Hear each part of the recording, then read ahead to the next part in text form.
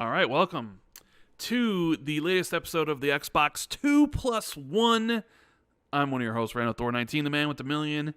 And always, we have Jez Corden, managing editor, hating his life right now. Just, what's going on, buddy?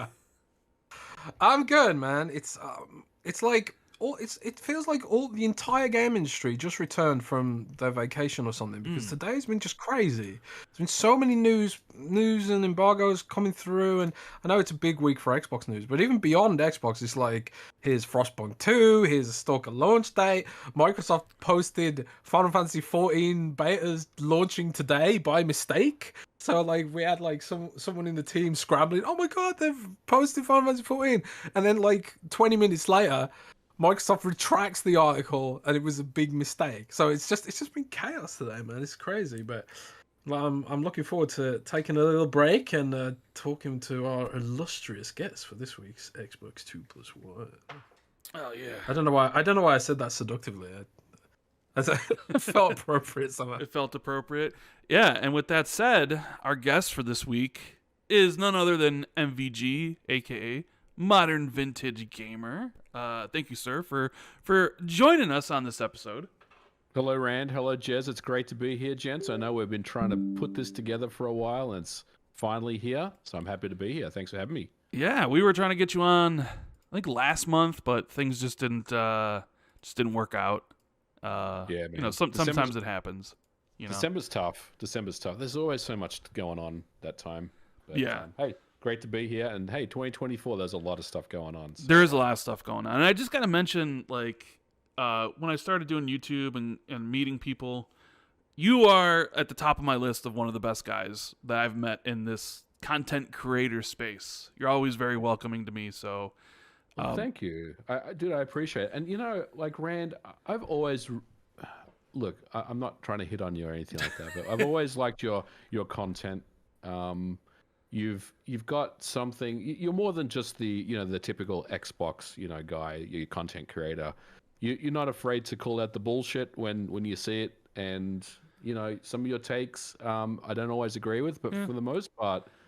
You're on point, man. So I respect it. I respect the content, and same with you, Jez. I love the articles that you write. Getting Phil on last year was awesome. So yeah, keep up the good work. Thanks so much, man. I really appreciate that. I mean, it's one of those things. Like, we can't always. You're not going to agree with everybody's takes about everything, right? I mean, boring world if you did. There's got to be some disagreement. I know we do have a big disagreement, regarding some things, which I'm sure we'll talk about and have a little fun discussion. But one of the things I've always been curious about is, you got your YouTube channel, 750,000 subscribers. Obviously, like, you probably never thought it would reach that. Like, what even like prompted you to begin your YouTube journey? Man, I started YouTube. If you look at my my first day on YouTube, it was like from 2007. So I created the channel like ages ago, but I didn't really get serious about it until maybe like 2016 or 17 or something. What prompted me to do it? I don't really know. Rand, honestly, it wasn't a calculated decision to get into content creation and maybe try to, form some semblance of a business around it or something like that. It was really just mostly for a bit of fun. In fact, the first video that I actually made that kind of really blew up my channel was back in 2017, I think. And I made a video about the original Xbox, like modding the original Xbox with all the Xbox media player hacks and stuff that were going on. And dude, that video just like, it went to the moon, man. Like it got like, at the time, I wasn't getting anywhere near this much, but at the time I got like 100,000 views in like, a few days. And trust me, back then it wasn't anything that I had ever experienced before. And it just kind of stayed evergreen and just continued on and on and on. Now that video is like, I think it's like 1.5 million or something. Jeez. And really, I don't know, like I never really did it to, to make money or to make a business out of it or anything like that. It was really just for, I got some interesting stories of old hardware that I want to kind of talk to and communicate to with my audience on. and I think it's just kind of gone from there. Really, it's never really been a planned thing, but now that the last 3 or 4 5 years have been successful on YouTube, I definitely want to continue to take it as far as I can. It's not something that I Yeah. want to step away from anytime soon. But I've always said, at the end of the day, if it's not fun anymore, then I'm gonna kind of step away. But like, I don't know, like it's probably the most honest answer I can give you. It wasn't really a planned thing. It just kind of happened. I fell into it. I enjoyed it. I enjoy making content. I like messing around with cameras and lighting and audio and the editing side, and just the whole kind of process is interesting. So that's kind of what kept me going for so many years. Yeah, and you don't really do like the grind. Like you release like usually a video every Monday, once a week. But also you're a dev. Yes, I am. Which gives you interesting perspective on a lot of topics because you're a content creator. You talk about things whether it's on your own channel or as part of the podcast with Spawnwave, the Spawncast. Yep. And you do the dev work. So what was your last game? What was the game that your company released last? The last game that I've worked on that has been shipped out was the Jurassic Park Classic Games Collection. That came out at the end of last year. I think around November, around Thanksgiving, and that came out for all consoles, including Xbox as well. I get criticism sometimes for we don't do Xbox titles, but that one was an Xbox title. But yeah, so that's the last thing. Obviously, I'm working on some stuff for this year, which I can't talk about at this time. But yeah, more things in the works right now. Yeah, those Jurassic Park games. I remember the Genesis one, and I don't think I ever beat the one where you like play as Dr. Grant and then you play as like the Raptor. I think. Yep. Yep. I don't think I ever beat that game. I'm not even sure I could beat the first level from back in the day on that. So. Man, I will be the first to tell you those games haven't aged very well. No. They're but it's really more about the collection. It's about it's the nostalgia around it, right? And having the extras around it, and having some cool artwork and having some cool music players and just rounding out the package is really a treat for Jurassic Park fans. The games themselves, I mean, if you look at them, they haven't aged particularly well. There's my favorite one actually is the Game Boy version of Jurassic Park 2, which is like a side scroller. It's very reminiscent of games such as like Contra or something. It's pretty awesome. So that's one I personally think is my favorite. But overall, yeah, the games themselves haven't aged well, but it's also I feel like it's a love letter, right? It's for nostalgia. It's for people that grew up playing those games. It's for people that like Jurassic Park to get on board with and enjoy.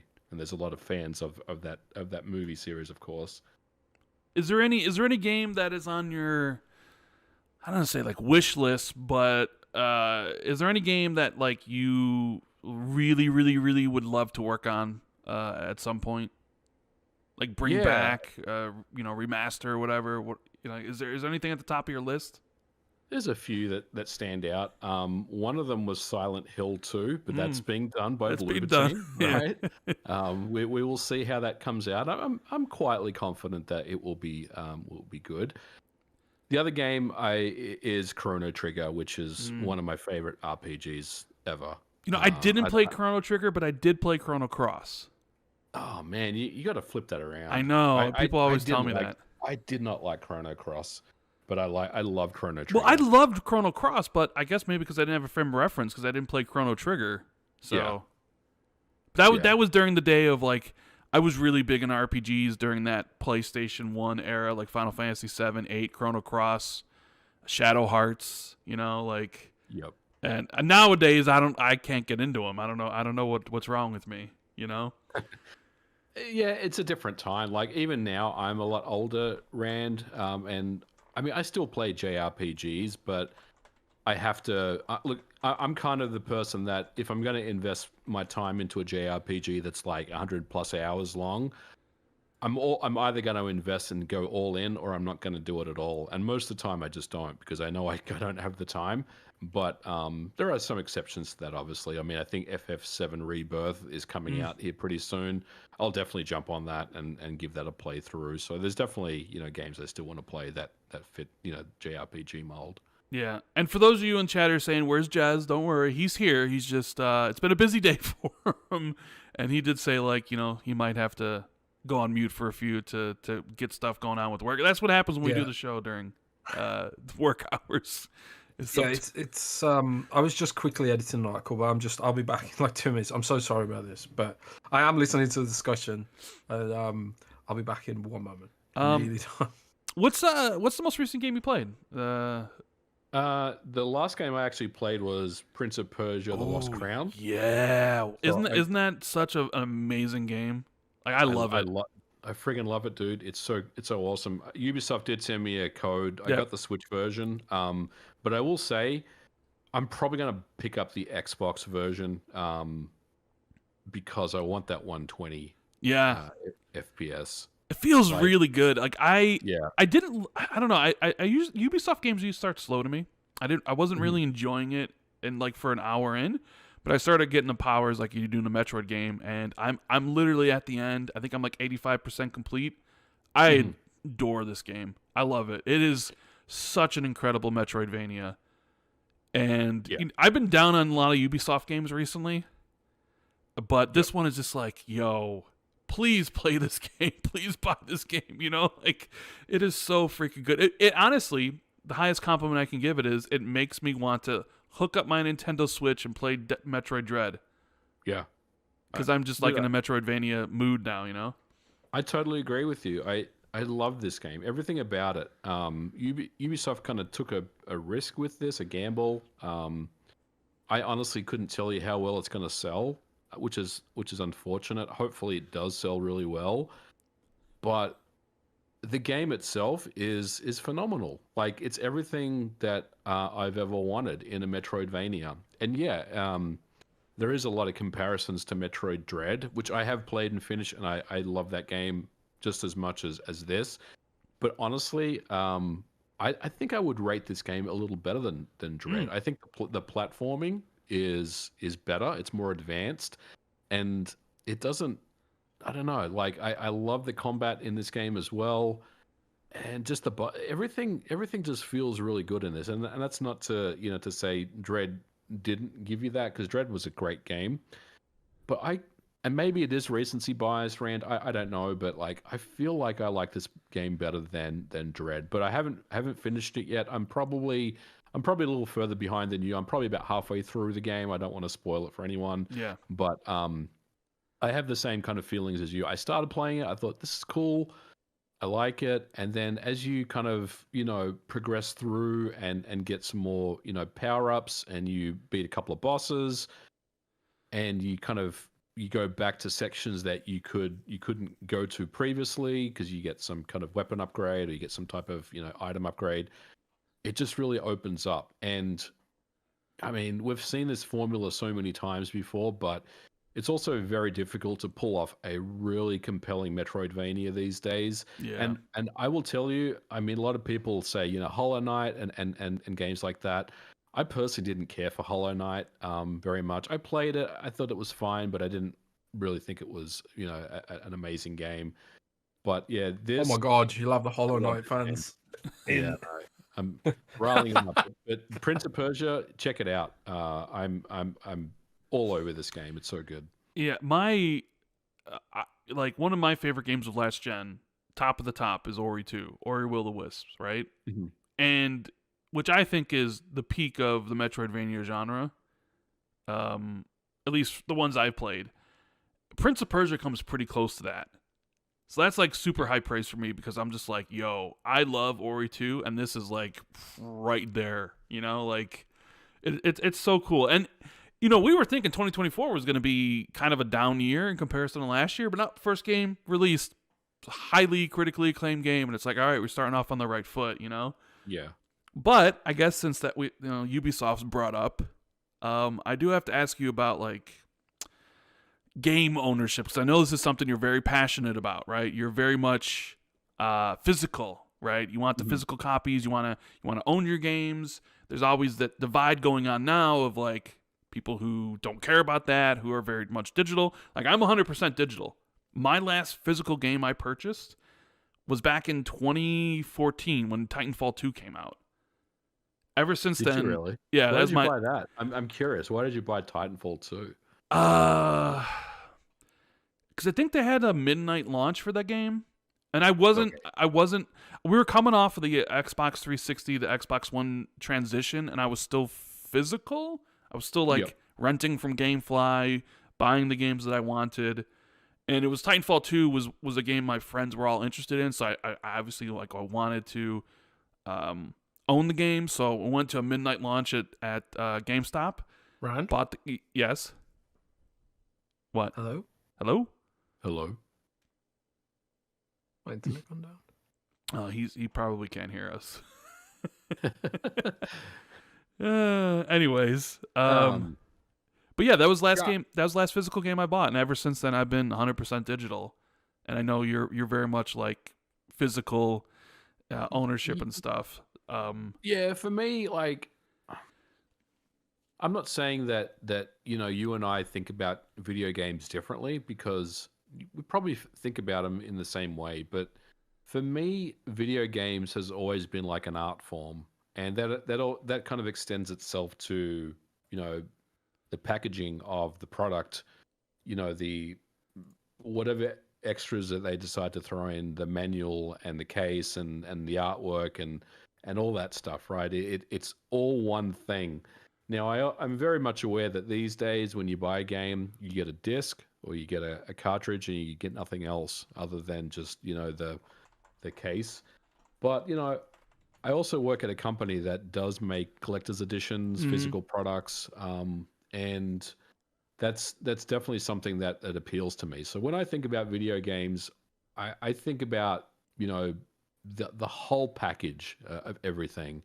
And while I don't, I definitely respect, how you have your mindset is really just to buy digital games, because look, you probably have a lot more closet space than I do right now. You know what I'm saying? It's true. Because I got my closet is just stacked full of games from going back, 4 generations, which is cool, right? But in another way, if you have access to your digital library, and it's always there for you to play, then there's nothing wrong with that. But I think my biggest concern with that is that, we've seen things change over the years. We've seen, storefronts close down. We've seen games get delisted. We've seen things get removed. And look, part of me does, want more ownership of video games, but I do also see the writing on the wall here that, look, as years go by, I think it's a matter of like maybe by 2030, we could be all digital by then, in the next 6 years. It's very possible that it could go that way. But for me, I don't know, Rand, I've always liked physical products, like I'll check out something digital, and if I like it, I'm going to buy a physical of it. And I don't know if that makes me like, support preservation more than you do. I don't know if that's a fair thing to say. I just love having, a physical product in my hand is really Right. the end thing to say. And I understand. Oh, go ahead, Jess. Go ahead. Sorry. I was gonna say, like, my position on this has evolved, because like I kind of jokingly trolled you on Twitter and stuff about the whole preservation thing. Yeah. Because I was always of the opinion, like, Microsoft servers will probably outlive me. I've always thought about it in that way. But then, like, all these rumors about Microsoft going third party and getting out of hardware, which for posterity I don't believe to be true. And speaking to people at Microsoft, I don't think is true or going to be true in the near term or short term. But it still makes you kind of nervous, right? I mean, the whole sort of we've witnessed, like, Nintendo Switches, not Switch, a 3DS, and the online services shut down for a lot of those games. Apple Arcade delists games left, right, and center. Games you even own and stuff. And it's, I sort of see that now. Like, when it's like one game here and there being delisted, it doesn't bother me. But the prospect of like losing my entire digital library, and I'm someone like, I haven't bought a physical game for even longer than Rand. I stopped buying physical games in the Xbox 360 era, because that's like, when they started doing digital, I was like, oh my god, I can get rid of this huge shelving unit and I can trade in all these games and then rebuy them digitally, you know. And I did that. I traded in all my games. I had like I had a mountain of games, and it took up this whole large space in my room. And I didn't have a big room, you know. So it was about storage space for me in a way. But now, like, you know, where is this all going? You know, and stuff like that. Like you sort of you do have to put a lot of faith and trust in these companies, and increasingly they're showing themselves to not be particularly trustworthy. Well, yeah, So and I do get it. And I know the physical like thing because I don't know if you know MVG. I'm an avid book reader, right? Yes, I do know. I do know that. I love my books. Here we go. Well, here's the thing: is I need it physical. I need the physical book, right? I know you can get ebooks or audiobooks. I can't do those. I've tried audiobooks and I can't pay attention to what's being said. Like, I always find my mind wandering. Like, I know some people can put in the headphones and listen while they do other stuff. I can't, right? So I can't do audiobooks. And ebooks, when you have it on like the Kindle, it really feels like I'm reading an email, and I just can't get into the story when it's presented on a computer screen like that. For me, it's just like I need the book in my hand. I need the physical touch. I need like the smell. There's something about it. And so like when you say, oh, my smell. Well, there's like books have that certain smell. Fragrant. I know what you're talking You're about. You're a book fetishist. Fresh cut paper from a magazine or a book, it smells good, right? Yeah. I know what you're saying. So like when you say like, oh, your closet is, you know, less full than mine because you have all the games, that's not true. My closet is filled with books. Just piling everywhere. You just fill the void with something else. You just kind of turn to books as your kind of physical media that you embrace. Like, and maybe that's the thing, right? Like some people, you know, they buy vinyl records, so vinyl's now, you know, I know people that like have, you know, 2,000 vinyl albums in their collection. I know people that collect VCR cassettes from the old days and laser discs and stuff. So maybe it's just, you know, maybe it's just my little vice that I have. But I think for me, you know, I grew up, you know, in the 80s, you know, with the 8-bit computers like the Commodore 64 and the Spectrum and the Amstrad. So games came on cassette tapes back in those days. So I've always associated video games with like a physical product in my hand. And look, maybe it's just nostalgia. Maybe it's just, you know, the way that I remember things growing up, or you know, I'm used to things. But I've always preferred, you know, physical media. I think that's a good point about the nostalgia, because one of the things that was true for me is like we didn't actually own many of our games when I was a kid. We rented them from Blockbuster because we couldn't afford to buy them outright, or we got them secondhand and then traded them in. Yep. So I suppose it is like part of it is what you're used to growing up. And when I was growing up, I never really had that sort of sense of ownership, I think, because of that too, like the whole Blockbuster thing. I used to love going to Blockbuster and, you know, renting games and then maybe occasionally not returning them, like sneaking them like under my pillow and saying like when we went back to return stuff, I was like, oh yeah, all the games are here, Mom. I think that's actually how I got Grand Theft Auto 1. I Grand Theft stole it from Blockbuster. Yeah. That's a good point. I wasn't someone that was into the rental stuff maybe as much as you were. By the time Blockbuster had come around when I lived in Australia, PlayStation 1 was all the rage. So they were renting out PS1 games. And I mean, back then, man, I was in my pirate, you know, phase where I would rent a couple of games, rip them on my CD burner, you know, my 2X CD burner that I had back in those days. Oh, wow. And hopefully they would play. You know, that's what I would do. I will say, I think the physical games, I remember getting like physical copies of NES games, and then they would come with like a 50-page manual, and you would sit there and just read through the manual and just be like, oh, I can't wait to play this. But now like games don't have that anymore. It's just a disc in a plastic box, right? But I guess maybe they've moved on to like the bigger like collector's edition stuff. But the reason why we bring it up is because the Ubisoft guy was talking about their subscription service and basically how they need customers to get used to the idea of not owning their games, which obviously a lot of people are not a fan of that idea. So Ubisoft loves putting their foot in it. I They've got know. like every content creator right now is basically doing the heavy lifting on marketing their game, Prince of Persia, which basically had no marketing because Ubisoft doesn't know how to market any of their games if it's not Assassin's Creed.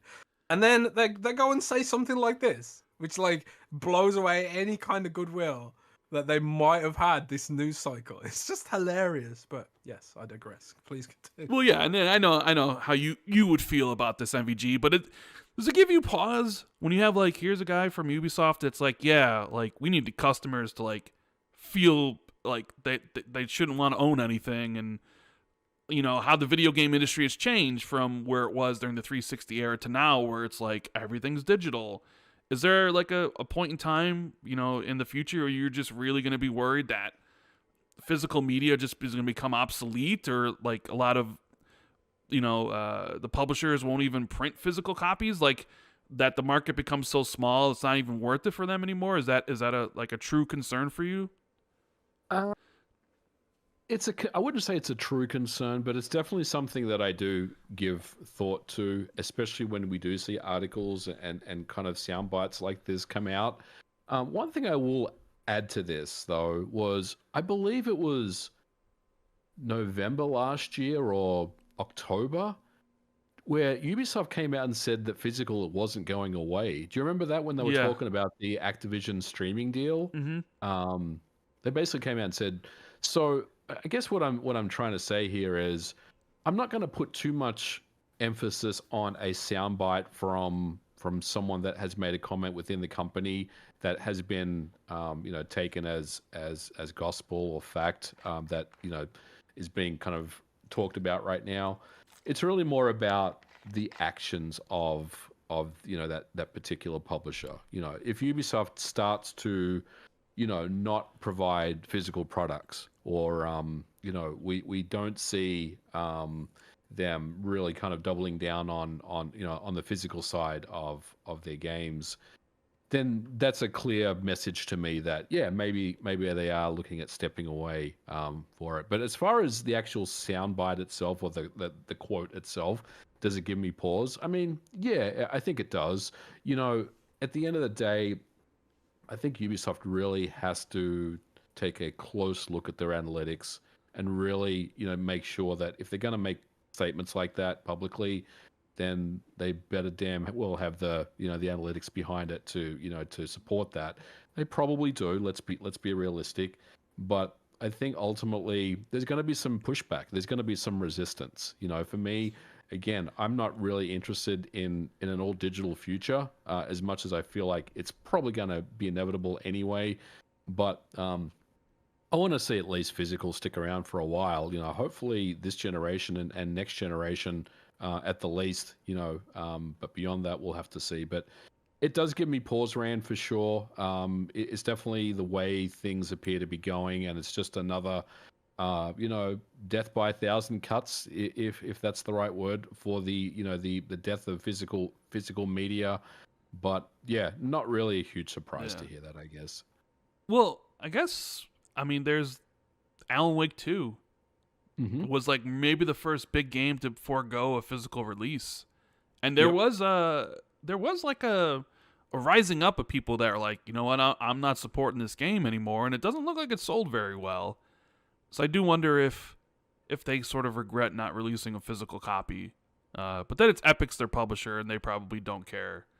I was someone that did tweet about that I wasn't interested in an Alan Wake unless it was physical. And the reason why I said that is because I bought the collector's edition of Alan Wake 1, and it's one of the best collector's editions ever. And I was really, yeah, man, I was really hoping that they would do a similar thing for Alan Wake 2. I'd be all over that. I would jump all over that. If it was $100, I'd pay the money for it. I love the first collector's edition. So that's why I didn't. because I want a physical product. Like again, I feel like some games games should be thought about as art, works of art, pieces of art. And it's not just about the game itself, it's about everything that comes with it, all the packaging around it. And if you don't give that to me, then I'm going to be less inclined to want to play your game. Now, did the fact that there was no physical for Alan Wake 2 affect its sales numbers? I mean, maybe, but I don't know if that's the main reason why. I think there's probably other reasons why Alan Wake 2 hasn't done as well as potentially they were looking for. But I do think if they did have a physical product available, at Target, Walmart, Best Buy, Amazon, it's a lot easier, especially around the holidays, just to buy that for a holiday gift for someone and say, here's your game for Christmas that you're gonna play. Yeah. All right. Well, let's transition to the Developer Direct coming up this Thursday. Microsoft put out a press release saying, "Hey, we got Indiana Jones, Hellblade, Avowed, Our History Untold coming this Thursday at like noon." Are you excited for the Developer Direct to see what Xbox is bringing for the year? I am very excited, Rand, about the Developer Direct. I thought last year's one was very good. I think it was something that they desperately needed to do, and they did it. And the execution last year was superb. So I am very much looking forward to this year's Developer Direct. I don't know if there's going to be a one more thing, shadow drop this year, but even if there isn't, I think there is enough meat here to make it a good one. So yeah, I'm definitely very interested in this. Yeah, I think Insider Gaming is reporting today that there is a fifth game, but it's not a shadow drop, and it's supposed to be a smaller game. Mm-hmm. So I'm kind of curious to what that would be. Is there which one of the games has you most interested in seeing? I mean, for me personally, it's Indiana Jones because we haven't seen it. We have no idea what it looks like, and it's coming out this year. Is it the same for you, or is it like something like Avowed? Because that's Jez's game. What's at the top of your list? I think the top of my list, I mean, Avowed would be a very close number 2 on my list. At the top of my list, obviously, would be Hellblade. We've seen it. We've seen it over the last X number of years, and I'm ready to see a deep dive of this game. And hopefully they'll slap that date at the end of the presentation.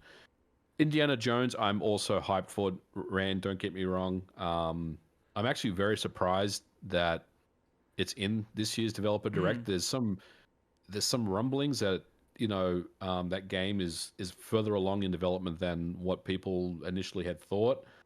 So yeah, I'm pretty hyped about Indiana Jones as well. But if there's number one, if there's one only, then I have to pick Hellblade 2. Have to pick it. Oh man, after my own heart. Yes. Hellblade 2 is like been my most anticipated game since it was announced. I love the first game. Like I played it on the PS4 when it first came out, and I got it on Xbox when it came out there. And they've been teasing it since 2019. Yeah, it's been ages. I mean, they teased it with a new console generation. It's been a long time, and every year at the Game Awards, they seem to show us a little bit more of the game. And I'm just so happy that we're going to get to see a deep dive of this game. So Xbox has kind of gone from the memes of Xbox has no games, right? Or the games they do have sometimes are varying quality. Redfall, right? Which I think you actually are one of the few people that beat it, didn't you? Yeah. Dude, myself, Nate, RGT, and John Spawnwave, we 4-player co-opted it, and we beat the entire game. We have some achievements that like 0.03% of the world have in that game. So yeah, man. I also completed it. What? So we're in. Dude, yes, I reviewed it, didn't I? I don't know. Did you? I think I did. Yeah, I did. I reviewed it and I completed it. It's one of the only games I completed last year. Oh man, because Rand always trolls me that I never complete any games because I'm always so busy doing not gaming content.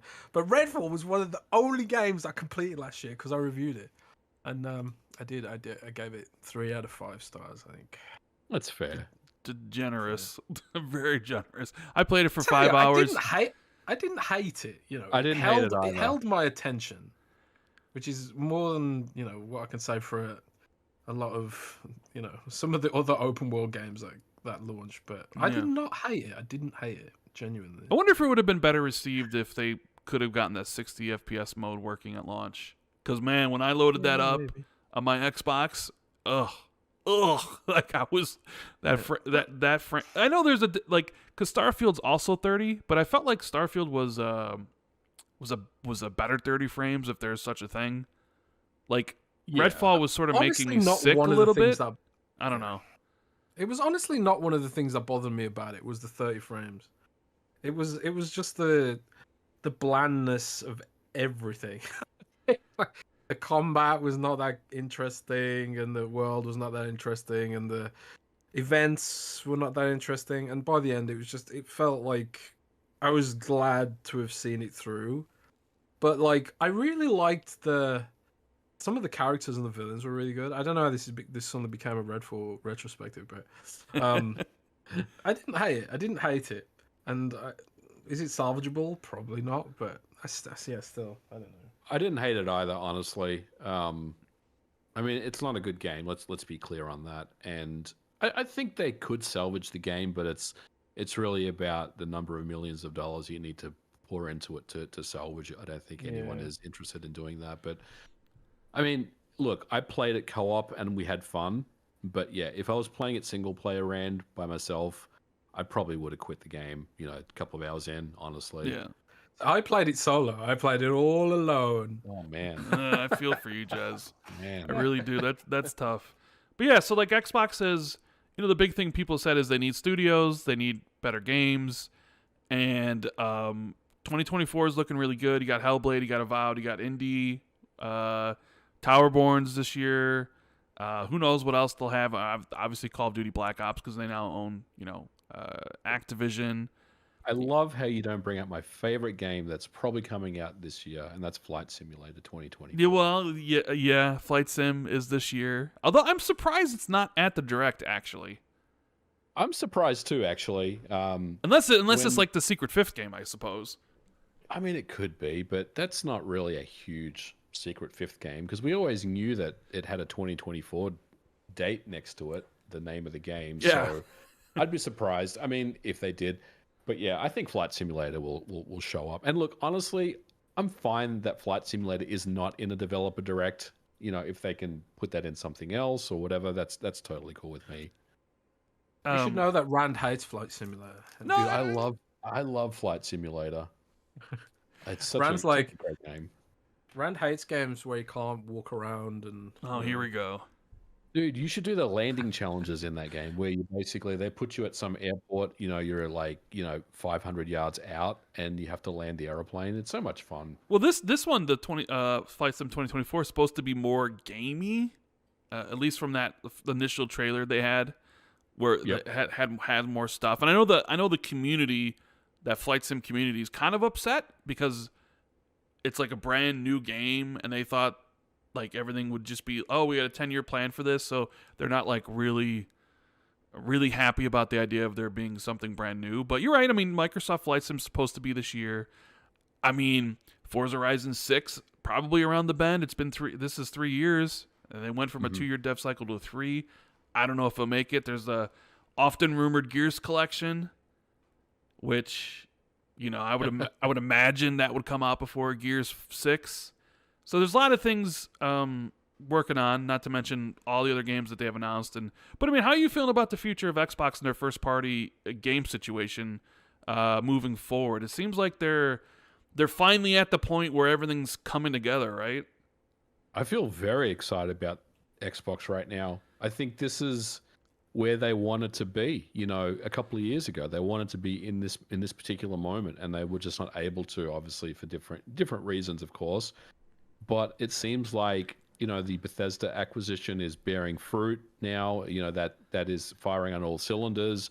Obviously, they need to get the ABK stuff up and running, and they're probably working on that right now as we speak. And we're not going to see, I guess, the fruits of that probably for another 12 to 18 months, I would say, at the least. But it seems like that. Remember how they had? I think it was Greenberg. Maybe he'd said something about, or maybe it was Matt Booty. One of them said, we ultimately would love to have like one first party game ship out every quarter. I think they're starting to really kind of push towards that, and I think right now is probably the most excited I've been a bit for Xbox for a long, long time, to be completely honest. I mean, they've had a good couple of years. The last couple of years have been, they've been pretty good, but for me, this is almost the start of the generation for them in many ways. Hellblade 2 is finally starting to, will release this year. Well, hopefully, if it's to be believed, I think it will. And Avowed is coming, of course, and we've got Indiana Jones. There's you mentioned a new Forza game. Man, there's a lot on the horizon. There's a lot to be excited about. There's obviously games that we haven't talked about, such as Fable and Perfect Dark. Those games obviously a little further away. We got the announcement of the new Blade game, which was freaking incredible. So, look, it seems like they're doing all the right things. They're making all the right moves. So, yeah, if you're an Xbox fan, this is probably going to be a really good year. And hopefully, that momentum will carry them on over the next couple of years, hopefully throughout the whole generation. Yeah, I mean, if these rumors about to even essentially starting a next gen early, what do you think about those? About these Xbox Next could be 2026, and Microsoft could just break away from their planned, the leak that happened with the FTC, where their whole plan got put out there, and they were supposed to be putting out a new cloud-powered AI console, whatever the hell that means, in 2028. But now some people are talking like they moved it up, and they might be doing something earlier in 2026. Like, how would you feel about that if Microsoft decided to just be like, you know what? We're going to do our own thing like Nintendo. We're not just going to line up with PlayStation anymore. We're just going to do this. What's best for us? Like, how would you feel with that? If it was true, of course. Yeah, honestly, I mean, if they did kind of break away and just decided that they would, start a new generation, let's say 2026, I'd be okay with that. I don't really feel like there needs to be any type of artificial barriers around when you should start and end a generation based on what the competition is doing. Now, obviously, that is a little simplified to say that because we have to remember that there are big publishers that are making games for these systems. So, there has to be some type of synergy, I guess, between publishers and hardware makers to make sure that you're not affecting a big publisher's, roadmap and their bottom line. So, you're not actively hurting them, by giving them more hardware to work with. But I think if you can solve for all those things, which of course you can, I don't see any reason why you couldn't, start a generation pretty much when you wanted to. I mean, in some ways, let's be honest, this generation for Xbox is lost to PlayStation. PlayStation is already so far ahead. But I think what I would be doing if I was Microsoft and Xbox, I would be, shoring up the next generation. And I think that's exactly what they're trying to do here with these games that they've got coming out this year and beyond. And yeah, I mean, if the next generation is 2026 and it's cloud-based and what have you, I mean, obviously, I would not like a system that is, completely cloud-based. I think that would be something that I would not be a fan of. Even a hybrid system, potentially, maybe something I would definitely question. But I think, those types of things that we saw, even though some of it does give you a look into the kind of the thought process of what Xbox is trying to do and what they're trying to accomplish over the next 10 years. I also feel like some of that stuff, was discussed, but some of it probably just never got beyond, a couple of meetings, to be honest. So we don't really know exactly what is coming and what isn't, at least at this point. But yeah, look, I think if Microsoft wants to break away and then define their own generations going forward, Why not? I mean, you got the studios, you got the games, you got the resources, you've got the money to do it, you got the hardware, then go for it. I don't have any issue with that. Right. You're a dev and you're a content creator, so I wanted to get your thoughts on this of the Insomniac leak. Because you're on both sides, right? You're on the side of like, hey, like Jez, like, you report the things that people want to hear about, obviously not like give any attention to the personal details and stuff. But you're also a dev, and these are devs that got, criminal act against them. How did you view the response to this leak? Because the industry loves covering leaks of all kinds every single time it happens, and for any company. But this Insomniac one was treated a little bit differently. Previous, like, what do you think about that? What do you think what happened in regards to the Insomniac one? Is it just really a situation of people love Insomniac, so they just kind of treat them differently than, say, Capcom or Take-Two? I think so. I mean, I think people do love Insomniac more than a Japanese studio such as Capcom, right? Like it's a lot more. When I say closer to home, obviously it doesn't apply for Jez, but it's closer to home, right? For most people that we connect with and we have mutual friends on Twitter. So the Insomniac leak really was. It was very interesting to see it all unfold. Like, personally speaking, Rand, I don't like it when anything gets leaked out. As a developer, I know exactly how that feels. I've been involved, in leaks that have happened, against myself, and it's not a good feeling, right? Like, something has happened where you just know that this isn't going to be a good day, right? So, so in that aspect, I don't like it. I think when it happens, it's always unfortunate. Honestly, I personally don't really read too much into the leaks themselves, if that makes sense. Like the Insomniac leak, I didn't really see any footage that had come out. Like, I know that people had like builds of Spider-Man 2 running and various other things going on. I didn't see any of it. The only thing that actually caught my eye was it was on my Twitter timeline, where there was a roadmap of all the different games that they were bringing out over the next 10 years or something like that. I kind of glanced at that and I was like, that's interesting. And then I kind of moved on. But as far as the industry and the way that they have, I guess, received the leak itself, it's very eye-opening to see it because, look, there was the Capcom leak that happened, a couple of years ago. There was Nintendo leaks that have happened, over the years, and hacks too, not just leaks. And hacks, yeah, exactly. So seeing, kind of media outlets, some media outlets, I'm not saying all media outlets, some media outlets saying, we're not going to talk about this, out of respect, is in one way, I get it. It's I understand, but another way, it's like, well, isn't it your job to report on this stuff, anyway? So, look, again, I'm not going to tell people how to respond to leaks. And like Jez, I'm not going to tell you don't write an article about Insomniac leaks. You need to get paid. Your company needs, to make money. But I think it really divided the industry a lot more than I thought, Rand, to be honest with you. Like, I felt like, when it came out, it was a blanket statement of, there's been a lot of personal information that has been leaked here, so maybe don't talk about it. And look, I didn't see any articles saying that specifically talk about anyone's personal information that got leaked out. But I did see a lot about, Insomniac and the games that they're working on and stuff like that. So, look, I think reporters, journalists, they have to do their jobs.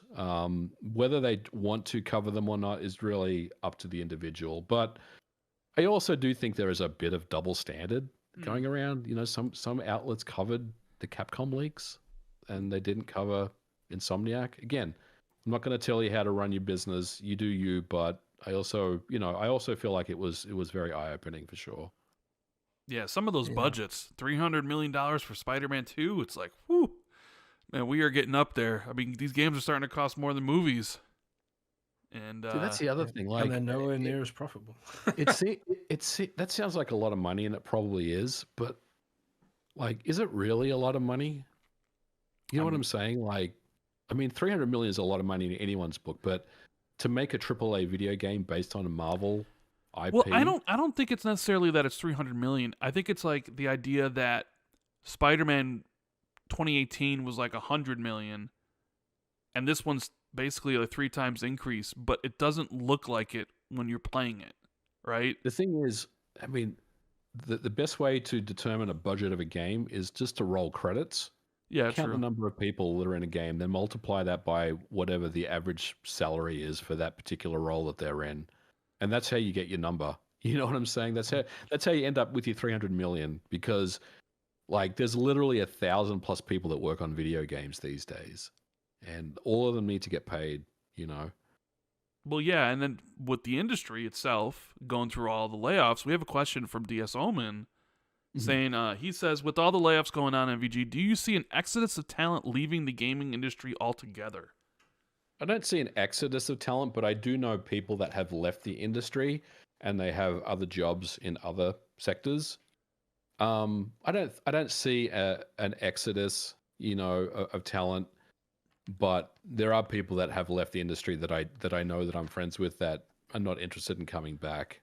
So, it's one of those things where there'll be pockets of people that do depart, and maybe there'll be some high profile people potentially that we may see that do that as well.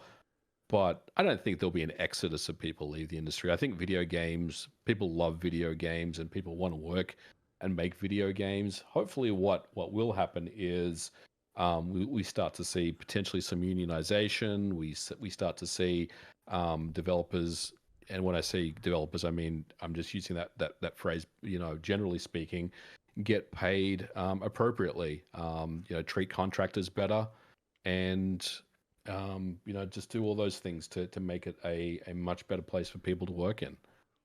Yeah, I mean, it just kind of always seems like every week there's like, news about layoffs or whatever, and then you get like the Insomniac leaks, and it's like these games are super expensive and they only seem to increase, and it's like, is you think AAA gaming as it currently is, do you think it's unsustainable? Because that's kind of been like one of the big takeaways from the Insomniac leak was just how expensive the games are in general. When this idea of like AAA gaming, maybe it's completely unsustainable. Do you agree with that, or would you push back on that idea? I don't know if it's completely unsustainable, Rand, but I do think there is a semblance of unsustainability there. There is some measure of unsustainability there. Like, a lot of games seem like they're getting cancelled a lot more these days. There's obviously the push for live service games. Some of them have not made it. Some of them have been successful. Some of them have not. So there's a lot of risks involved. If you're going to invest money in AAA, then you have to get that return on investment. You have to make sure that you make money on as the final product, and it's very difficult now for studios to really know if they're going to make that return, right? I mean, even a game like Spider-Man 2, you mentioned, sorry, Spider-Man 3 potentially 300 million.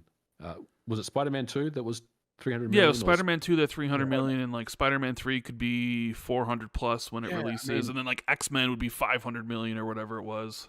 I mean, we know that game's selling well, but it has to sell really, really well to get your money back on that, right?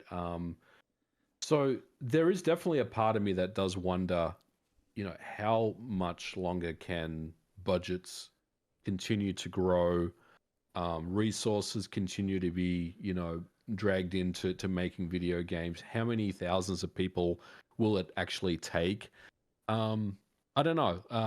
I like to think that the industry is learning from the last couple of years, and that's what I'm going to hold my hat on with this. But there is definitely part of me that does wonder, how much longer can this go on, especially if these budgets, are north of $100+ million for most AAA games these days. What do you think, though, Rand?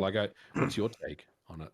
Well, I wanted to just ask you like an addendum to that, because this kind of feeds into what we were talking about a little bit earlier about, about ownership in a way, because I don't know if we've touched on it yet much, but artificial intelligence and the drama surrounding that, because, you know, it's trained on copyright content for one thing, which sort of precludes ownership, but also people are touting it as a way to reduce costs and that sort of stuff. From a developer's perspective, what's your thinking on AI in terms of the wider discussion we're having, and also, have you had any discussions with other developers about what their thoughts on it? Because I'm super interested what the wider industry thinks about this right now.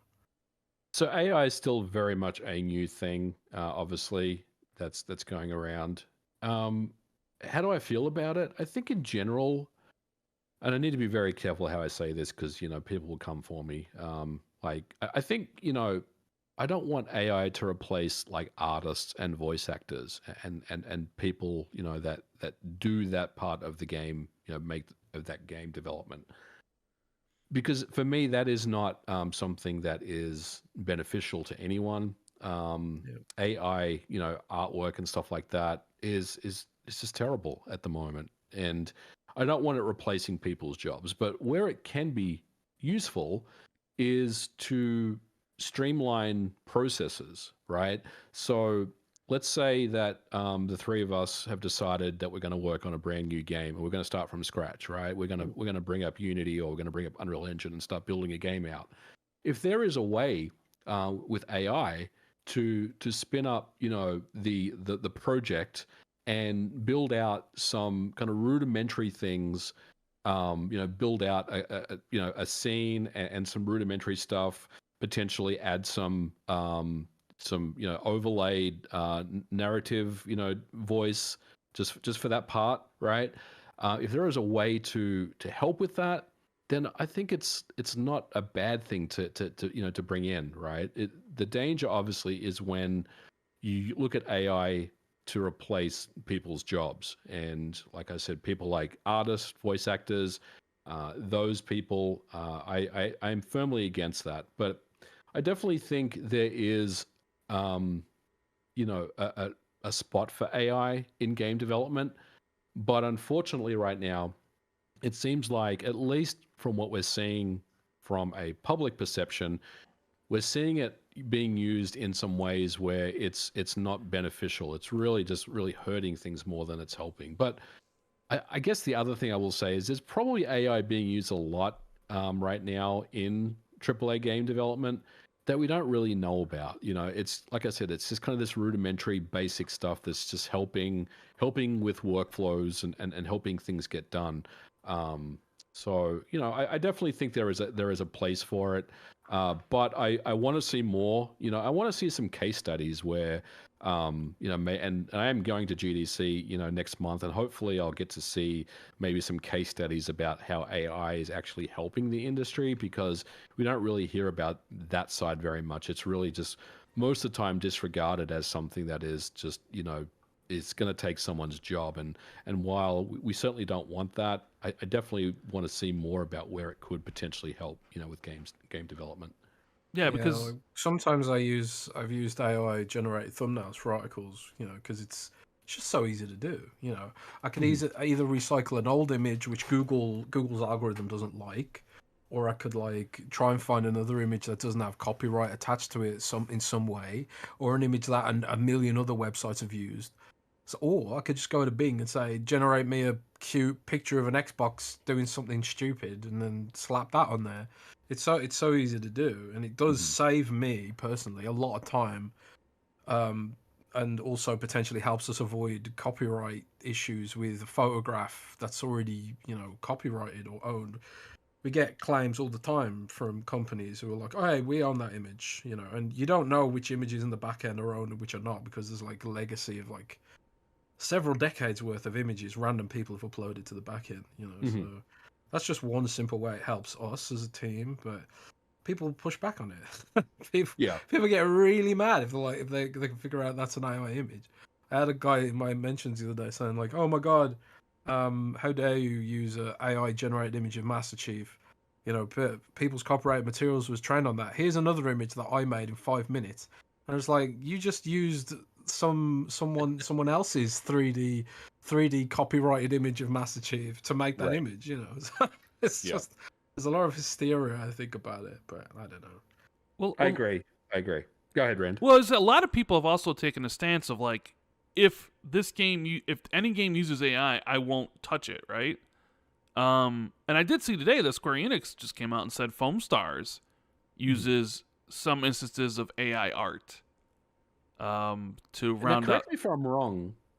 I believe that you have to disclose it, right? Like if you upload a game on Steam, you have to basically disclose it. Yeah, you have to disclose it. Yeah. So, but I'm just saying there are people within the industry that are like made the stance like any game uses AI, I'm not touching it. Well, it's like, well, I better not see you play Foam Stars then. Like, you know what I mean?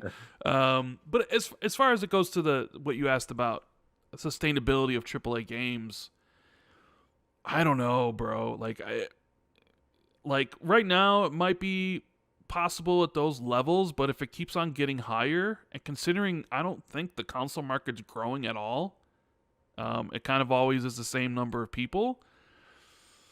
The only way that you could maybe say it is if you raise the price of games to like $100, and had still the same number of people playing it, right? Then maybe yes, but I think if you raise the price of games to $100, I think people will drop off. Because I've already talked to people that are like, 70 for new IP, I don't know if I can swing it, because it's a lot of money. Gaming's an expensive hobby. You know? I will tell you, like, the $70 thing for me, I sometimes have to do a double take. Like, if it was a $60 game, I'd probably just buy it. Now it's like, do I really want to buy that game? You know, maybe I just watch a couple of YouTube videos on it first or something. Now, I'm not saying it's really like changed my mindset about buying games, but sometimes I'm like, I don't really want to spend 70. It's not worth $70. I'm not going to buy it. I mean, I felt the same. Like, and even me as someone who like any game I buy, I'll just write off for my taxes, right? Because it's like, you know, part of the business. Even still, like, it's like, do I really want to buy this right now? Like, you know, I'm just even thinking of like if Spider-Man 3 comes out, and I really like Spider-Man 1 and 2, so I'd be interested in playing the third one. But if that game was $100, I was thinking like, is Spider-Man 2 worth $100? No, and it's like, it's not. I don't think so. I don't think so. But I don't know. I don't. You know, a game is worth $100. World of Warcraft. Yeah, we know. Yep. Yeah, we know. World of Warcraft's worth $100. Now, hey, Jez, I got to ask you this. So, do you have the physical World of Warcraft collector's edition boxes? Because I have a couple of them. I have like at least 4 or 5 of them. I've got one of them, and that's only because they actually sent it to me. Blizzard sent it to me. I didn't ask for it, but they randomly sent it to me. So, oh, all right, yeah, cool with this.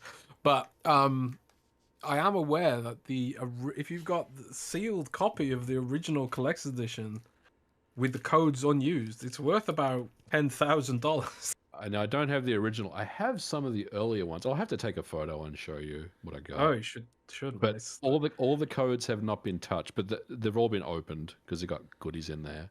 Ooh.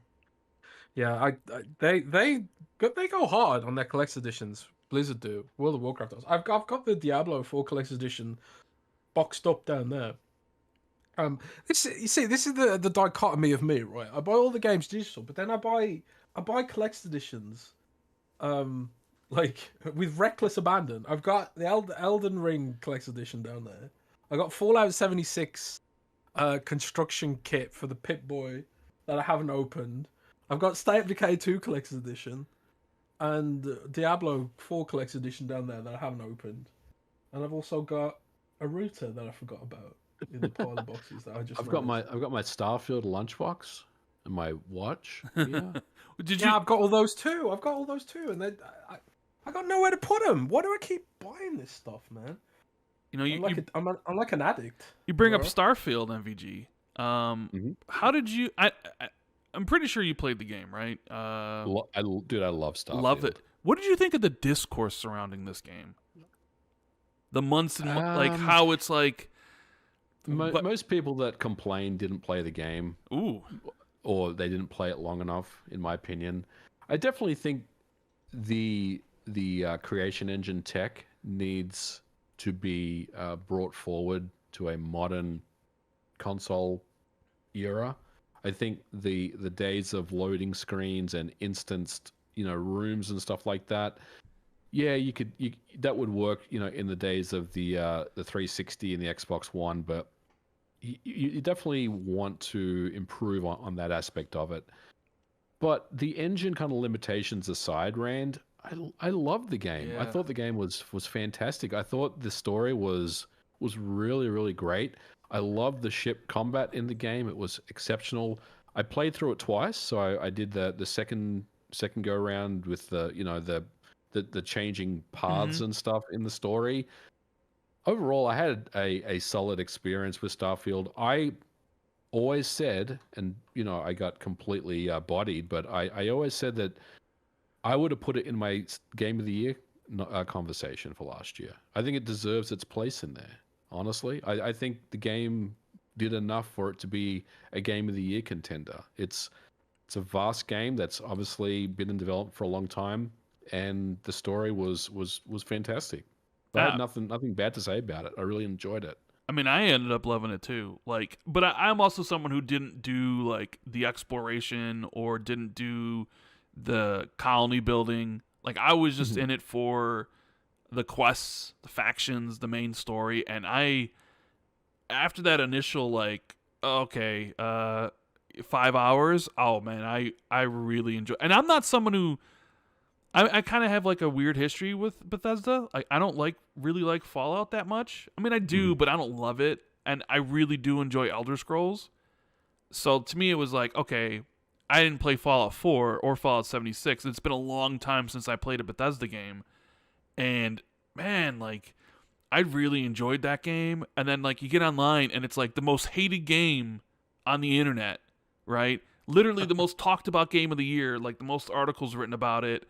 People comparing it to a Cyberpunk 2077 after 3 years of updates, or comparing it to Baldur's Gate 3 and all this stuff. And I'm just I don't think I've ever seen a game go through that sort of discourse surrounding it. And I don't know what it is. I don't know if it's because Bethesda hasn't, like you said, updated their creation engine, or if people are just felt turned off of from Fallout 76, which was awful in the beginning, or if it was part of hey, the Microsoft purchase, they're now Microsoft, and some people, because I guess there is that other question that goes along with it, which was kind of a huge talking point for a while, and that's the Xbox tax. So I'd figure I'd ask you about that. What do you think about all that stuff about the Xbox tax? Man, look, I think Microsoft didn't do themselves any favors because, and correct me if I'm wrong, guys, you guys know this more than I do, but didn't they kind of dance around giving review codes to certain outlets and they didn't give them to others? Yeah, a lot of the UK right? outlets. Yeah. So, look, that's where they screwed up on this. They should have just given codes out to everyone at the same time and not tried to, finesse it a little bit. I'm not saying they tried to, influence the Metacritic score or whatever, but just give codes out to everyone. If your game is good, and this is a good game, then people will respond favorably, generally speaking. I mean, right now the game's sitting on an 83 Metacritic, which I think it's probably a few points low. I'd probably have it at, 86, 87. But look, they didn't really do themselves any favors by not giving codes to certain outlets initially, and it just never really recovered at that point. Is Xbox tax real, Rand? I mean, maybe. It could be. It could be real, let's be honest. Could be real. Yeah, I mean, I always view it, and I think maybe, I don't know if I explained it to you, but I don't think it has anything to do with review scores, right? I think it's more has to do with how the platform's covered in certain instances, how, sometimes I see the outlets covering Xbox almost in the same manner they used to cover early PS3 and the Wii U, where every game is important and it's like, is this the game that's going to save the system? You remember those like PS3, Wii U days where it's like, oh, is it going to be this game that saves this or whatever? And the way they talk about the system, or the way games like aren't really like Ori 2 paid the Xbox tax. Ori 2 is one of the best games of the last generation, and I feel like it didn't get its just desserts because it was on a platform that a lot of the media don't play on. In a similar way to the VGAs, where people are like, yo, Halo Infinite's going through a resurgence, and how does it not get nominated for ongoing support or Sea of Thieves ever? And it's just like, well, it's because the platform is not really played by the people who vote on the awards. That's, to me, that's the Xbox tax. It's like it's part of being the least popular system, so it doesn't have the love within the media circles that other games do. I think it's not a travesty, but like I think the fact that Hi-Fi Rush didn't get nominated for Game of the Year is like, there's a part of me that thinks if Hi-Fi Rush was a Nintendo published game, people would speak more highly about that, and it would have been nominated for Game of the Year, if you know what I mean. You know what I'm trying to say? I do. What did you think about Alan Wake 2? Did Loved you like it? Absolutely. My game of the year. Game of the Really? year. Yeah, I absolutely loved it. Interesting. And Jez played a little bit of it, and Jez was really liking it. I liked it, guys, but I didn't like it as much as I thought I would like it. And honestly, again, controversial, I'd probably swap out Alan Wake 2 for Starfield in the Game of the Year for last year. You know, I would have swapped out Zelda and Super Mario Wonder. And I mean, see, that's the thing. Like, Starfield didn't have a chance last year because there were so many games that came out last year. Some amazing games. Like, man, last year was one of the most unique and crazy years we've ever had. We had some amazing games come out. Just, every month there was something big it felt like was coming.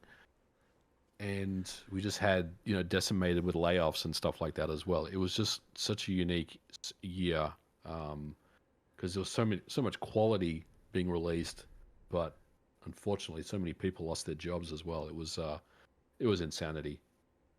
Yeah, I feel like if Starfield was the year before, maybe it would have fared better, or maybe if it was this year, it would have fared better because there was just a ton of games that were just incredible.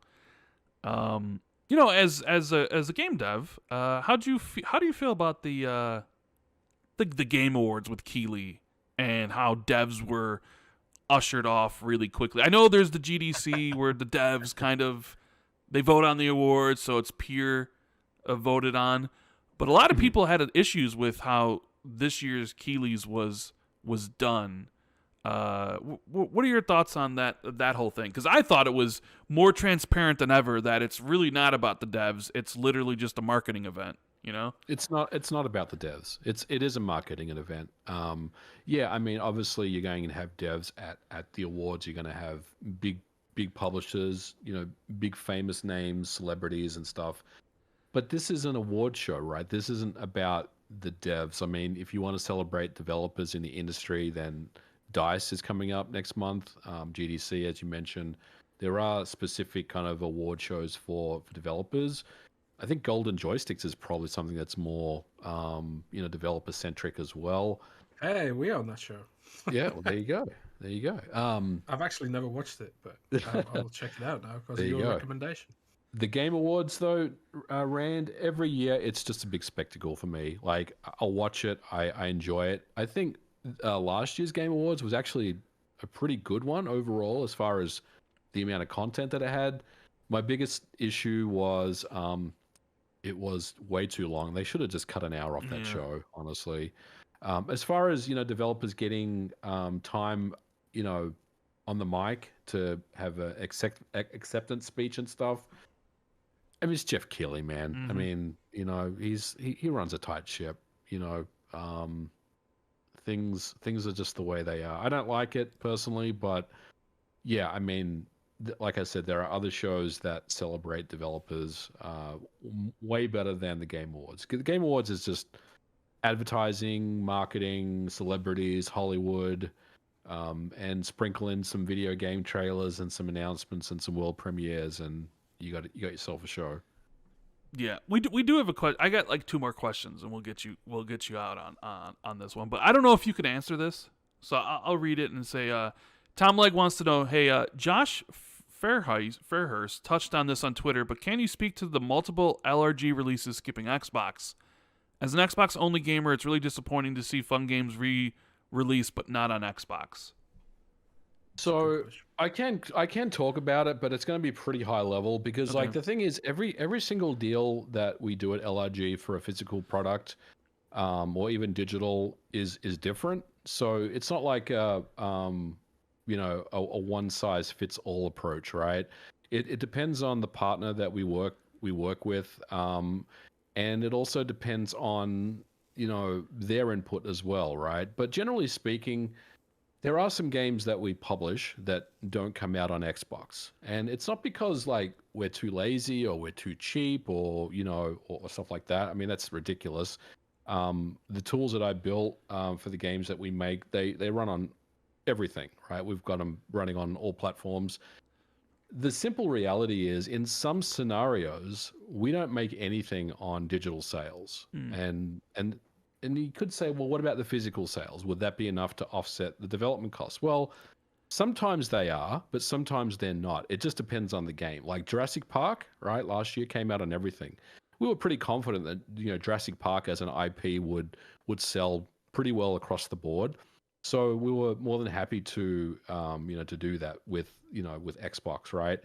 But in some scenarios, we just don't have an option. We just have to skip because we're not making anything on it. We're making $0, and we're losing money on development costs at that point. So, I mean, that's as transparent as I can tell you. It's a good question, but I personally always want to do Xbox where we can, and it really just comes down to whether it makes sense to do the deal at the end of the day.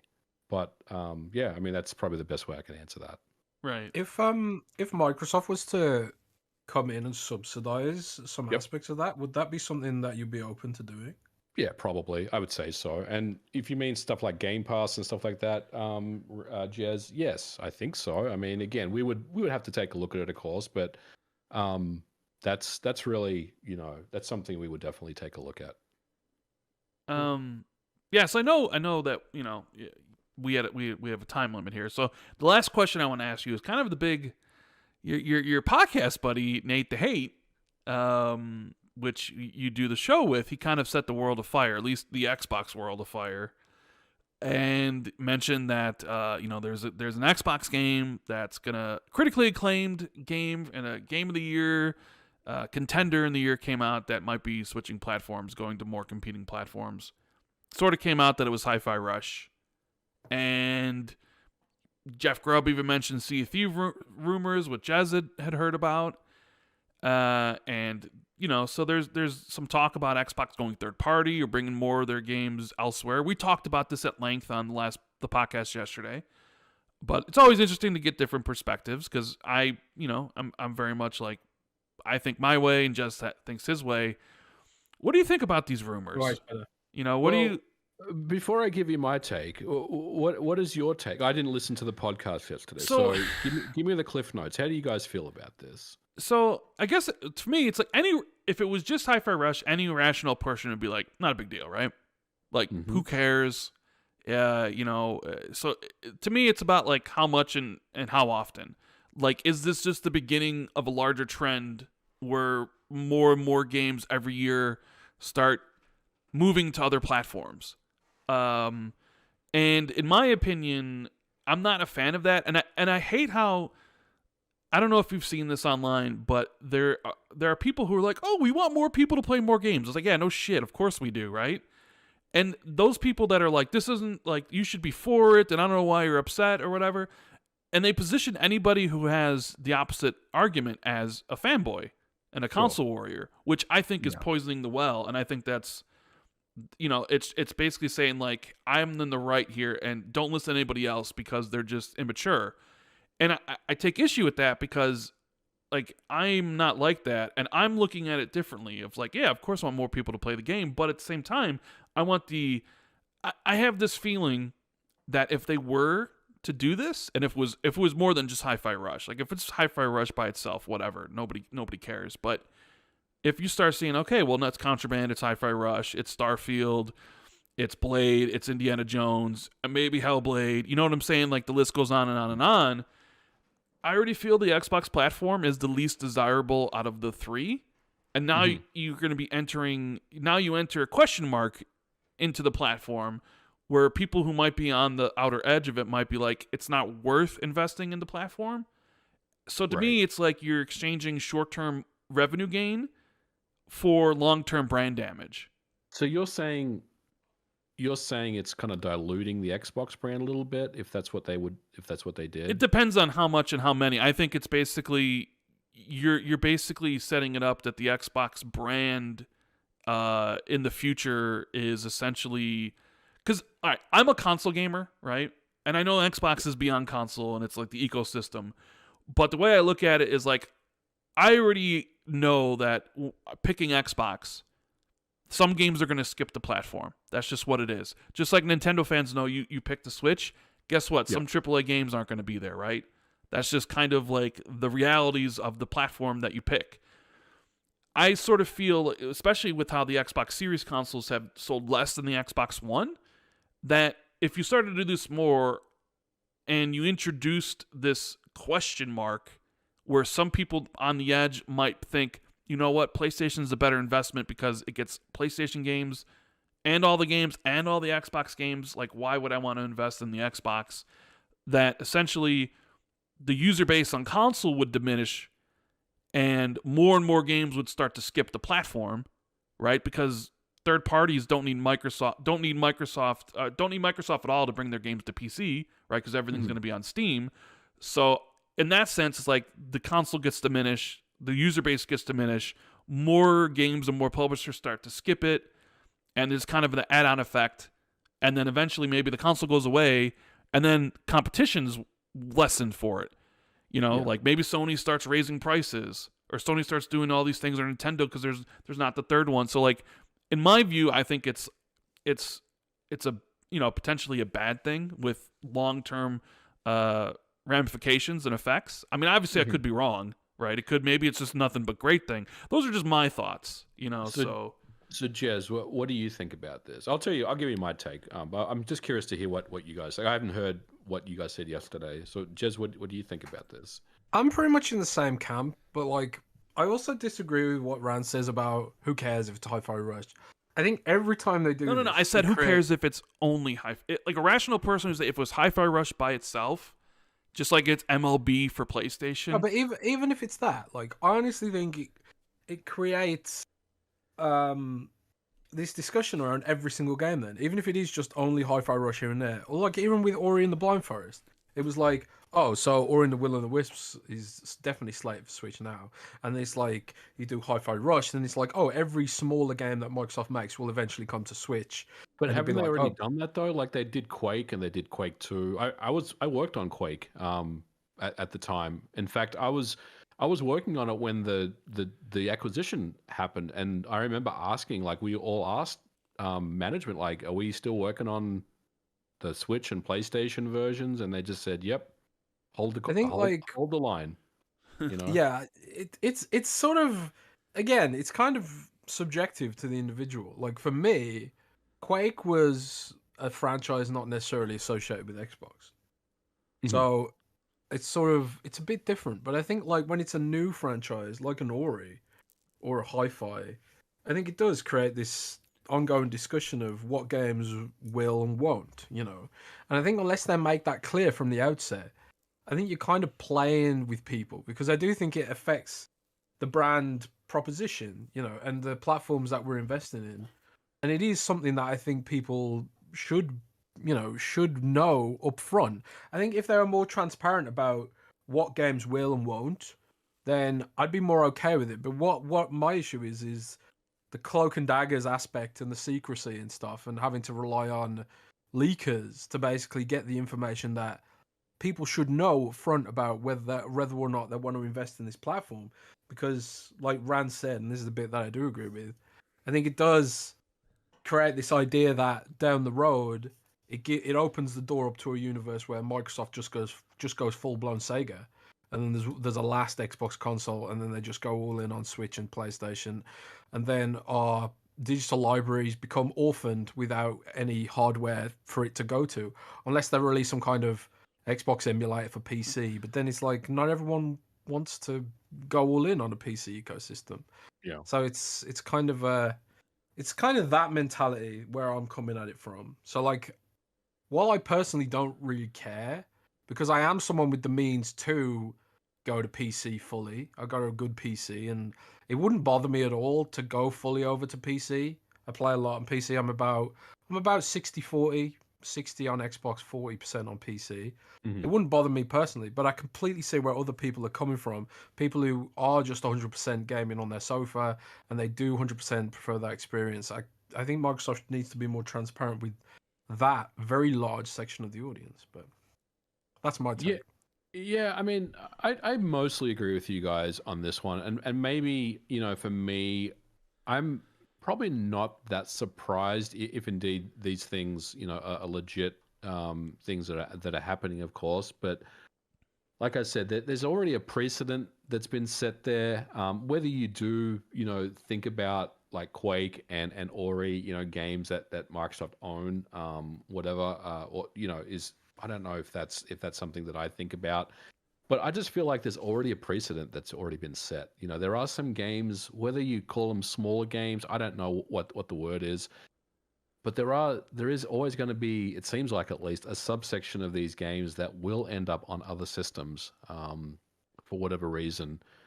And I don't know if it's, you know, Phil just wants Xbox, you know, to be available everywhere. I mean, he did say, you know, when we play what does it say? When everyone plays, we all win. Yeah. I mean, you couldn't get Game Pass on the Switch and the PlayStation, so maybe this is the next thing, you know, you could potentially look at to do. But look, I do agree with you, Jez, as well, that I think there does need to be some transparency surrounding stuff like this as well. Because yeah, I mean, you definitely don't want to get in a situation where potentially you do kind of dilute your brand, or you just, you know, tell your customer base, no, it's fine, you don't need an Xbox because you'll play this on your Switch, you know. But I also want to say that, like, you know, if it is indeed true that Sea of Thieves and Hi-Fi Rush and whatever, you know, potentially are coming out, I mean, it's been a long time, right? I mean, it's been over a year since Hi-Fi has come out.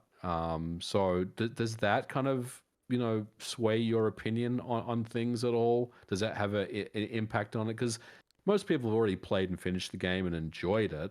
So you're almost opening up the book again for a different audience to experience all over again.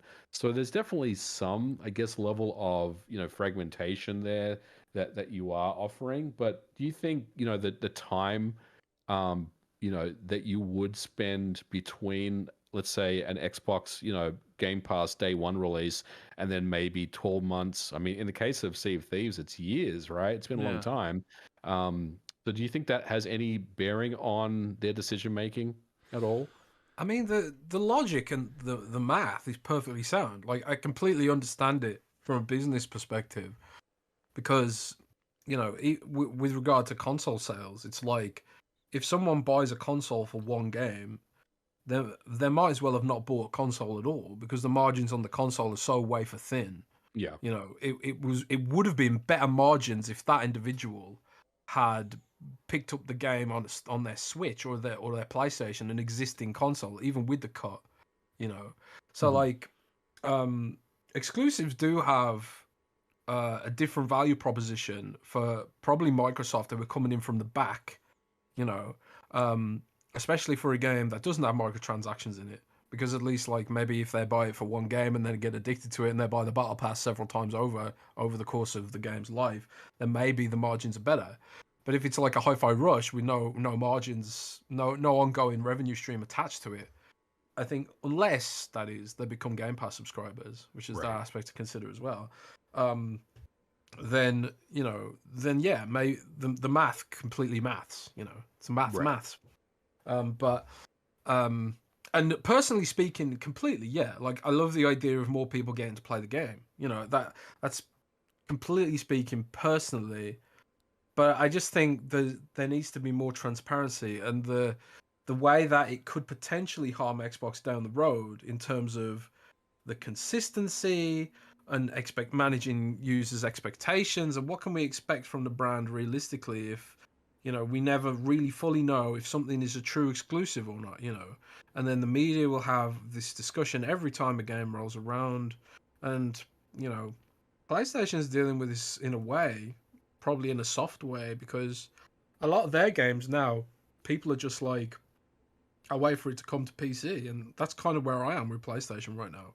Yeah. Like, every time there's like been a PlayStation exclusive that has almost pulled me in, I always think, man, I should just wait for it to come to PC because my backlog's insane anyway. And most of the time, it pans out to be the right decision, Yeah.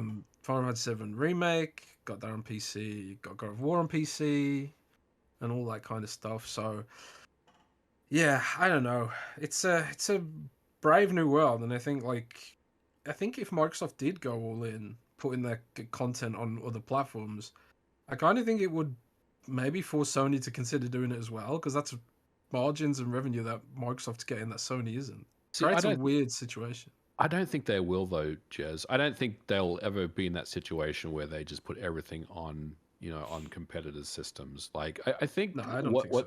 I think what they're doing now, again, if these rumors are to be believed, and look, I mean, these are credible people, that have said this stuff, but I just feel like it's, they've done this before, right? This is not something that is a huge surprise, and I think for whatever reason, they sit down, they go through their list of games, and they make a determination of what potentially could end up on other systems, and that's that. Like I don't feel like you mentioned Starfield. Mm-hmm. I can't see Starfield on anything else other than Xbox and PC. Like, for me, it's hard to imagine that would come to PlayStation hardware, right? But small releases, we've already seen that already happen. And maybe that's, this is going to continue on. But should they be more transparent? Yes, I think so. I think they should really let, their customers know what's going on. With the thing of like how they've done it in the past, which they have with the Ori games and stuff. But I think the reason why people have an issue with it is because Phil came out and said, we're not doing this anymore. Like, he's quoted as saying, this isn't fair to the Xbox users to always have to wonder what games are exclusive or not. And I wouldn't want to support the Switch broadly unless we had a full Xbox experience on it. Is it possible that Hi-Fi Rush was started its development before the acquisition happened? Oh, of course it did. Maybe they didn't, they already had other systems penciled in. Yeah, I mean, of course. Right? I mean, like Starfield, Redfall, like we know, like Harvey Smith said, there was a PS5 version of Redfall. Microsoft came in and said cancel it. So yeah, Hi-Fi Rush, probably was a Switch game, PlayStation game before the acquisition. Maybe it was always planned like this, right? Yeah. And I know Microsoft was still dealing with the FTC. Maybe. And the FTC did use like the Bethesda's exclusivity against them in the arguments against ABK. So maybe it's like, we said case by case, but let's really prove it. Like if we put Hi-Fi Rush elsewhere, plus we know, I mean, I've heard that they're investing heavily into Tango. They really like the studio. The next game's going to be even bigger. They're really hiring over there. So maybe it's like, we'll just maybe the team asks for it, because they're very much like, hey, the team wants this. They'll do, when they ask, and it's like, hey, maybe they asked for it. Okay, we'll put it on the Switch 2 as a launch game. It probably would do really well there. Put it on the PlayStation, make some money. And, I think as Nate speculated, or at least his line of thinking, was that, like, to get people really interested in the franchise, and then when the sequel comes, the sequel's exclusive, and maybe some of those people will buy an Xbox or buy it on PC and sub the Game Pass, which is very similar to the PlayStation PC strategy right now. But I don't really think it really works like that. Like, you know what I mean? Like, especially now, like Hi-Fi Rush 2, we're not gonna see for 3-4 years, right? And if you release it now, is is 3-4 years away. Is any you know what I mean? Like, Yeah. is and like with Sony with the PC stuff, like it's like, oh, here's God of War. You want to play God of War Ragnarok, buy a PlayStation, but by putting the first game on PC, you're just telling PC users you're eventually going to put the second one on there, and PC users are going to be like, why would I want to buy a console? I'll just wait for it to come to my platform, right? Mm-hmm. Which I guess maybe is the overall, depending on how many games and how often it is, that's like the issue where people could be like, yeah, Indiana Jones looks amazing. I'll just wait for it to play it on Switch and PlayStation. Yeah. Right? And then less people buy it on PC and Xbox because they're convinced that essentially it'll come to their platform in a year or two. But maybe it works out great for them. Maybe they make more money than ever. Maybe it's the right move. Maybe it's the correct thing to do. Maybe they can invest in better Xbox hardware. So it's handheld. Yeah, there's obviously but the thing is, like, the people in some of the people in the opposite argument are like, hey, no, anybody who says it's a bad thing is a console fanboy and whatever. And I'm like, or a console warrior. I'm like, no, just because I have a different take doesn't mean like, I don't know, like there's many nuances, and the idea of like, oh, they know what they're doing at Xbox, and it's like, okay, sure, what, they've never made mistakes. Executive never makes mistakes. Did we not all live through the PS3, Xbox One, and Wii U generation? People make mistakes all the time. Just because they're in a positions of power doesn't mean they always do the right thing, right? So I don't know. We're passionate about it. We've talked about it a lot, and I just wanted to get your take on this whole situation, because it is just rumor. Who knows if it happens? Although Nate's pretty damn credible when it comes to this stuff. He wouldn't just say things just to say things. So yeah, I guess maybe eventually we'll find out about all this, right? So I'll be interested to see how this year goes. I mean, I think Sea of Thieves especially, not coming off the Xbox and being, let's say, a PS5 game or something, that for me sounds quite ambitious, because there'd be so much development cost to get it on the PlayStation, and I don't think PlayStation would try to stop the game from coming out. That would never do that. I think they would gladly accept it as it's free as a money live for them. service game. Absolutely. But I think for me, that one is probably the outlier than anything else. Because, like I said, these smaller games, we've already seen them come out to other systems, but all of a sudden you're bringing out this live service game potentially that's been rumored. That's pretty big to hear. But yeah, I agree. Obviously I saw the articles and I've read up on it. I think I'm just going to wait and see how this year plays out. If these things actually do come to fruition, and what it looks like there. Because you're right. I mean, Phil did say that, like, was it last year or the year before? So he probably does have to come out and make an updated statement, based on this, if it happens. Maybe you should come on our show and hang out with us three here, and talk about it. Yeah. Right, Rand? Yeah, maybe you should. But yeah, I wanted to thank you, MVG, for coming on the show. It was great to hear your thoughts about everything. Obviously, let the people know, if they don't know where they can find you, where they can find you. Your YouTube, your Twitter, X, as they call it these days. Well, thank you again for having me on, gentlemen. It's always fun to chat with you guys. You can find me on Twitter or X at ModernVintageG. I'm usually the one talking about DRM and how I hate digital media. Mm-hmm. Check me out there. I have a YouTube channel, ModernVintageGamer, as well. I do a video every Monday. So get subbed on that as well if you want to get nerdy about all things console security related, modding, hacking, emulation type stuff. If you like that stuff, then check out the channel. Thanks for having me on, gentlemen. Yeah, thank you, Jez. Thanks for coming, man. We'll be back on Friday, right, with our reactions to the Developer Direct. Yes, indeed, we will. We will indeed. Yeah. I'm looking forward to it, man. I think it's going to be a great week. And thanks, MVG, again, for coming on and speaking with us. I'm sorry for the chaos at the start of the show. No worries, you're good. All right, guys. We will see you on Friday. Have a good rest of the week. Later. Rock and roll, baby.